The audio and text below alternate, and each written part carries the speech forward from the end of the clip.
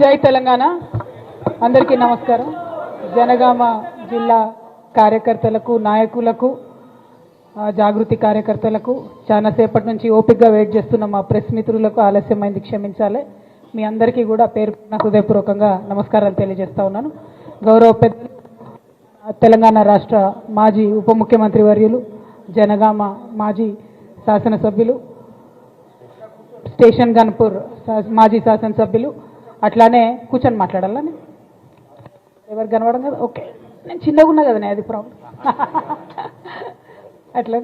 అట్లనే మన స్టేషన్ గన్పూర్ మాజీ శాసనసభ్యులు గౌరవనీయులు రాజయ్య గారికి, అట్లనే వేదిక మీద ఉన్నటువంటి మరో పెద్దన్న మల్లేశం అన్న ఎంపీగా పోటీ చేసి పార్టీకి అండదండగా నిలబడి రోజు కూడా ఎక్కడ పోయినా అన్న కనపడతా ఉంటే, అదే అన్న ఏమన్నా ఇంకా యాక్టివ్గా ఉన్నారనంటే ఎవ్రీడే ఒక నవ యువ నాయకుల్లాగా యాక్టివ్గా తిరుగుతున్నటువంటి మా మల్లేశం అన్న గారికి, అట్లనే తమ్ముడు సంపత్ గారికి, మనోజ్ గారికి, నరసింహరావు గారికి, విజయమ్మకి, సారీ అందరి పేర్లు నాకు ఎక్కువ తెలియదు కానీ, ప్రభాకర్ గారికి, రమణారెడ్డి అన్న గారికి, అట్లనే వేదిక మీద ఉన్న ప్రతి ఒక్కరికి కూడా హృదయపూర్వకంగా నమస్కారాలు.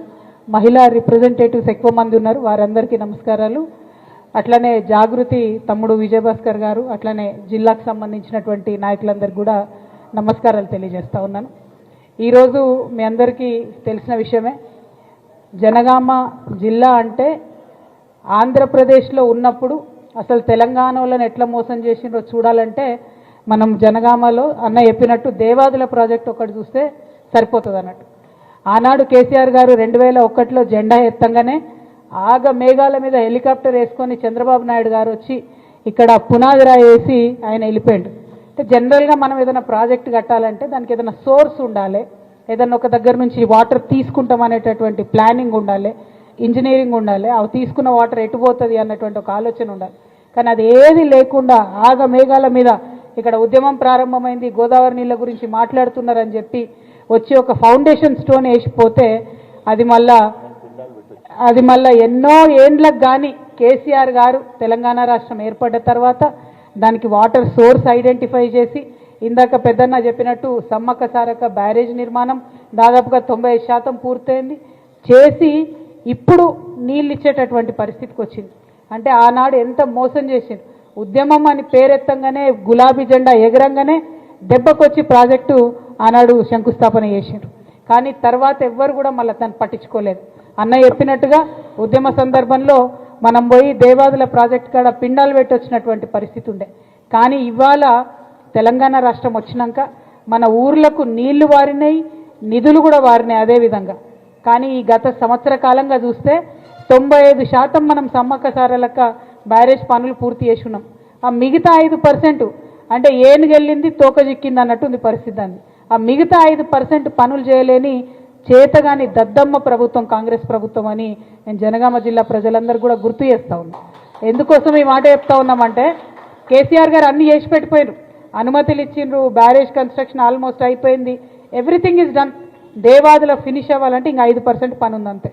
అది కూడా సంవత్సరం నుంచి తట్టెడు మట్టి కూడా ఎత్తిపోయకుండా మరి కాంట్రాక్టర్లకు మాత్రం బిల్లుల మీద బిల్లులు ఇస్తున్నారు తప్పితే తట్టెడు మట్టి కూడా ఎత్తిపోయలే. మరి ఇదే కడియం శ్రీహరి గారిని అడుగుతా ఉన్నా నేను, మీరు ఇదివరకు ఇరిగేషన్ మినిస్టర్గా చేసి ఉన్నారు, మీకు తెలియదా దేవాదులలో జరిగిన మోసం? ఆనాడు మీరు చంద్రబాబు నాయుడు గారు పక్కన లేరా? మరి తర్వాత కేసీఆర్ గారు పక్కన ఉన్నారు. ఎంత న్యాయంగా మనం డిజైన్ చేసుకున్నాము.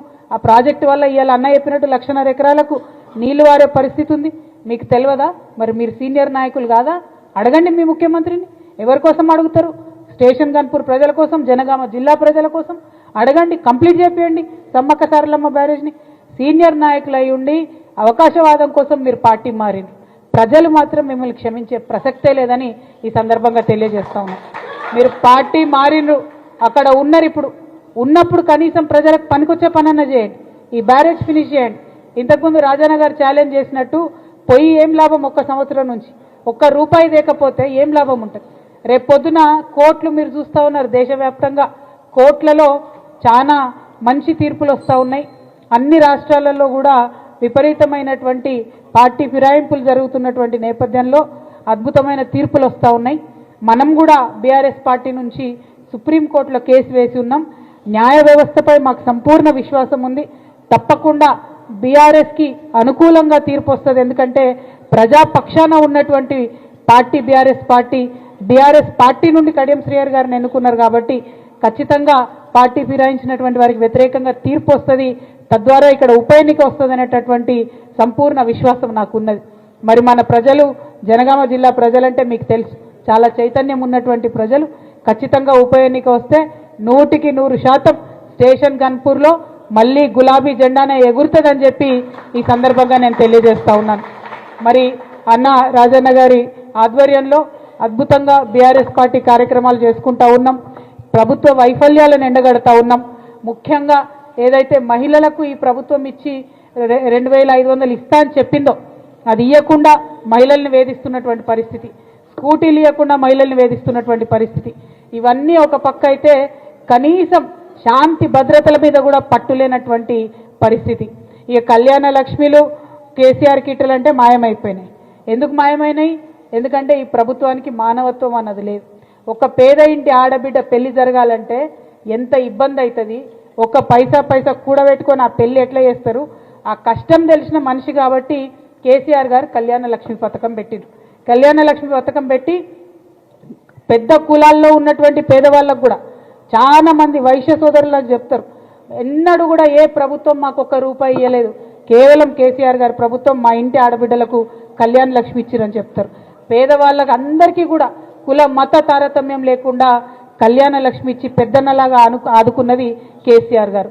మరి అదే మహిళలను మోసపూరితంగా కేసీఆర్ ₹1,00,000 ఇస్తున్నాడు, మేము ₹1,00,000తో తులం బంగారం ఇస్తామని చెప్పి నమ్మబలికి ఓడ దాటంగానే బోడమల్లన్న అన్నట్టు ఇవాళ ఆడబిడ్డల్ని మోసం చేసినటువంటి మహమ్మారి ప్రభుత్వం కాంగ్రెస్ ప్రభుత్వం. ఖచ్చితంగా ఆడబిడ్డలు మీకు బుద్ధి చెప్పే రోజు వస్తుందని కూడా ఈ సందర్భంగా తెలియజేస్తున్నా. మరి ఎంత మానవత్వం లేని సమాజం అంటే నిజంగా కాంగ్రెస్ పార్టీ అంటే. కేసీఆర్ కిట్టు పెట్టింది, ఉట్టిగా పెట్టలే కదా కేసీఆర్ కిట్టు, కూలీ చేసుకునే ఆడబిడ్డకు నెలకు ₹1000 ఇవ్వాలనేటటువంటి ఒక మంచి ఆలోచనతో పెట్టింది. దాన్ని కూడా ఇవాళ మొత్తానికి ఆ స్కీమ్ని ఎత్తేయడం నిజంగా చాలా దారుణం. ఇంకొక పక్క అంబేద్కర్ ఓవర్సీస్ స్కాలర్షిప్ అని పెట్టినాం మనం. చాలా మంది పేద బిడ్డలు, ఎస్సీలైనా ఎస్టీలైనా బీసీలైనా ఆ స్కాలర్షిప్తో దేశ విదేశాలకు పోయినారు. ఇవాళ పరిస్థితి ఏంటంటే విదేశాలలో పోయిన వాళ్ళు అక్కడే చిక్కుకోపోయి ఉన్నారు, ఫీజులు కట్టలేని పరిస్థితి ఉంది. కానీ ఈ ప్రభుత్వం మాత్రం కనికరించి డబ్బులు రిలీజ్ చేస్తలేదు. మీకు తెలిసి ఇక్కడ జనగామలో ఎడ్యుకేషన్ హబ్బు చాలా కాలేజీలు ఉన్నాయి. మీరు ఏ డిగ్రీ కాలేజు ఓనర్ని పోయి కదిపినా కూడా కన్నీళ్ళు వచ్చేటటువంటి పరిస్థితి ఉన్నది. ఇవాళ ఫీ రియంబర్స్మెంట్ ఇస్తలేరు. దాంతో బీసీలకు కానీ, మైనార్టీలకు కానీ, ఎస్సీలకు కానీ, ఎస్టీలకు కానీ ఆ పిల్లల్ని చదివించేటటువంటి పరిస్థితి లేదు. కాలేజీలు నడపలేక పేరెంట్స్ని ఫోర్స్ చేస్తున్నారు, మీరు కడతారా సస్తారా ఫీజు అని. ఎగ్జామ్స్ రాయాల పిల్లలు, పేరెంట్స్ ఏదో ఒకటి చేసి కడుతున్నారు. కానీ ప్రభుత్వం మాత్రం ₹1 కూడా సంక్షేమానికి విడుదల చేస్తలేదు.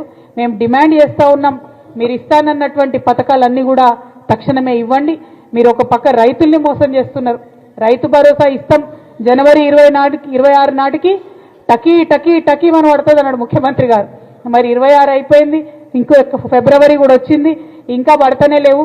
2 ఎకరాల వాళ్ళకి అక్కడనో ఇక్కడనో వచ్చింది అంటున్నారు కానీ సంపూర్ణంగా వచ్చిన దాఖలాలు లేవు. రుణమాఫీది కూడా అదే పరిస్థితి, చెప్పింది ఒకటి జరుగుతున్నది ఒకటి. అందరికీ రుణమాఫీ అయిపోయిందని చెప్పి గొప్పలు చెప్పుకుంటుంటారు. ఎవరిని కదిలించినా కూడా మాకు కాలేదంటే మాకు కాలేదని.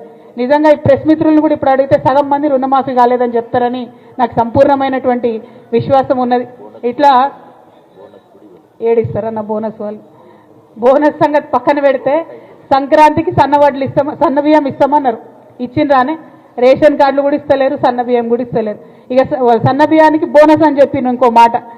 ఎంత దారుణం అంటే మీరు ఆలోచన చేయాలి ఒకసారి.